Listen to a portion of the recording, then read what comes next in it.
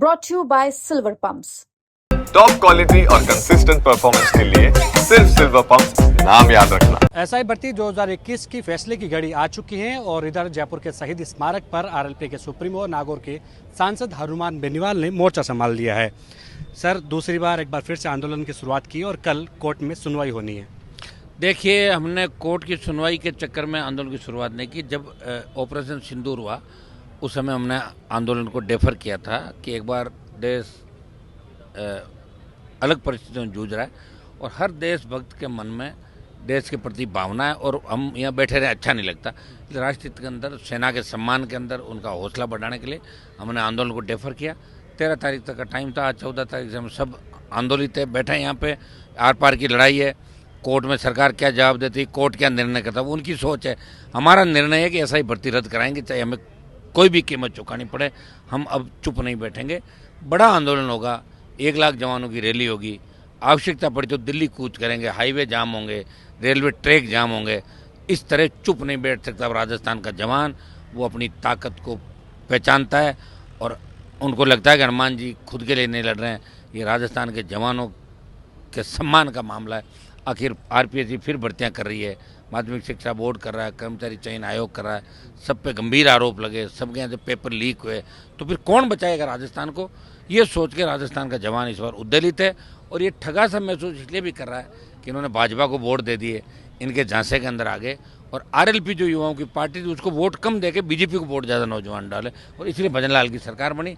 तो हमारी मांग ये है कि जल्दी से जल्दी इसको रद्द करें, ज़्यादा नहीं खींचे।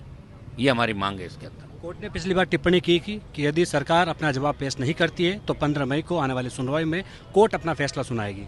नहीं, कोर्ट कल देख लेंगे ना, कल आ ही गया ना। कोर्ट कर दे तो भी अच्छी बात है, मना कौन कर रहा है? कोर्ट तो कर सकता है, लेकिन सरकार जवाब क्या देती इस पे जाएगा। कि सरकार ये जवाब दे दे कि हम भर्ती रद्द नहीं करेंगे तो बढ़िया है ना। फिर यही चाहते हैं हम, तो दे दे सरकार जवाब। और ये दे दे कि हम कोर्ट करे जो भी करे, तो इसका हम लोग सरकार अक्षम है, सक्षम नहीं है। अक्षम होता वही कहता है कि आप करो, मैं नहीं कर पा रहा हूँ।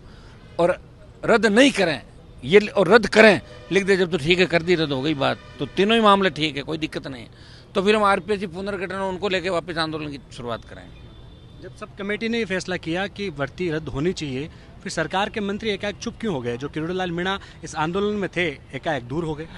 अब डॉक्टर साहब की एज भी तो हो गई ना, 70 साल। आदमी कितने साल तक सड़कों पे घूमे यार, कब से घूम रहे हैं। तो सोचेंगे बिल्कुल ही फ्री हो जाएंगे। पहले हम साथ ही थे उस वक्त। अगर वो छोड़ के नहीं जाते, घनश्याम जी हम तीनों हो जाते, 40 से 50 ML आ जाते उस समय। बड़ा जोश था 18 के अंदर। लेकिन जैसे ही वो गए, हमारी भी हवा निकली, खुद की भी निकल गई और ये 23 आ गया। हम तो लड़ ही रहे 23 के अंदर, 28 तक का टारगेट दे दिया। अब डॉक्टर साहब को कम से कम जब वो भजनलाल जी के खास हो गए और भजनलाल जी के कसीदे पढ़ रहे हैं बड़े बड़े, तो उनको ये काम तो करवाना चाहिए बच्चों का। भर्ती रद्द तो करवाते कम से कम। अगर भजनलाल जी मैं आपके साथ हूँ, भर्ती रद्द कर दो। जब बैठे ही है ना साथ भाषण दे रहे हैं कि भजनलाल जी सरकार में ये हुआ वो हुआ, तो ये कह दें और फिर वहीं से कह देंगे मैंने भर्ती रद्द कराई। उनके क्रेडिट की भी बड़ी लड़ाई है, उनकी दिक्कत है इससे। वहाँ अगर किसी और की अखबार में बड़ी खबर ही छप जाए तो बेचैनी हो जाती है डॉक्टर साहब के। ये दिक्कत है उनका शुरू से। राजस्थान में व्हाइट हाउस बड़ा ट्रेंडिंग में चल रहा है। व्हाइट हाउस में तो बहुत ऐसा आराम किए लोगों ने, कांग्रेस बीजेपी कहीं ना। जो उसमें चला गया वही जान सकता है कि अंदर क्या क्या सुविधा, आधुनिक सुविधाओं से सुसज्जित व्हाइट हाउस जिसमें हर तरह की सुविधा मिलती। वहाँ भाजपा के कई नेता गए और कांग्रेस के कई नेता भी गए। इसका ऐसा ही भर्ती से क्या कनेक्शन? पूरा ही है। वो तो दो महिला मित्रों ने तो कहा ही था कि व्हाइट हाउस वाले 6.5 लाख रुपए लेते हैं हम दूसरे को बिठाने के लिए। और बहुत और बोल देंगे लोग। एक बार रद्द होने तो लोग लाइव आके बोलेंगे। ये तो वक्त की बात है भाई। थोड़ा सा वक्त किसी का आता है ना, तो ये व्हाइट हाउस के साथ नाम आने के साथ वक्त खराब आ गया उन लोगों का। आगे खराब ही खराब है। भर्ती के वक्त कांग्रेस के राज में बीजेपी का मुद्दा था, सड़कों पर संघर्ष किया। जैसे ही सत्ता में आई चुप्पी साध ली। तो ये तो बीजेपी को सोचना चाहिए, राजस्थान की जनता को सोचना चाहिए, राजस्थान के वोटर को सोचना चाहिए, हर नौजवान को सोचना चाहिए कि भारतीय जनता पार्टी हमें यूज कर रही है, धोखेबाज है, कांग्रेस बीजेपी मिले में। ये राजस्थान का नौजवान सोचेगा, जब भी तो मजबूती आएगी राजस्थान के अंदर। हम तो लड़ते रहेंगे, लड़ेंगे और संख्या बल भी हो जाएगा, लाख से बड़ी रैली यहाँ कर लेंगे। और बीजेपी तो डाउन हो ही रही साहब, कि जिस तरह बीजेपी के मंत्रियों ने, अभी जो वर्तमान मुख्यमंत्री है, उस समय इनको तो कोई जानता भी नहीं था भजनलाल जी को। दूसरे मुख्यमंत्री के दावेदार थे, वो रोज आगे आके फोटो छपवाते थे, आंदोलन करते थे।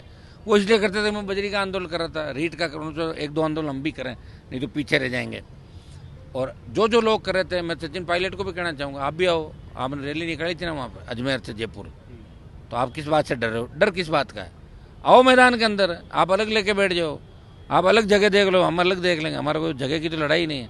तो कांग्रेस को भी करना चाहिए, बीजेपी को भी अपना कमिटमेंट याद रखना चाहिए। अगर दोनों ने रखा तो राजस्थान का जवान दोनों पार्टियों को घर बिठा के इस बार नई ताकत राजस्थान में खड़ी कर देगा। आरपीएससी भंग का भी बड़ा मुद्दा था, बड़ा लेकिन है ना हमारा मुद्दा, है ही हमारा मुद्दा, इसके हमारा मुद्दा अभी भी यही है। आरपीएससी भंग का भी मुद्दा हमारा, उसको हम छोड़ेंगे नहीं। आरपीएससी भंग का मुद्दा हमारा जारी रहेगा। हम पहले चाहते हैं कि एक बार ऐसा ही भर्ती रद्द होकर एक मैसेज चला जाए।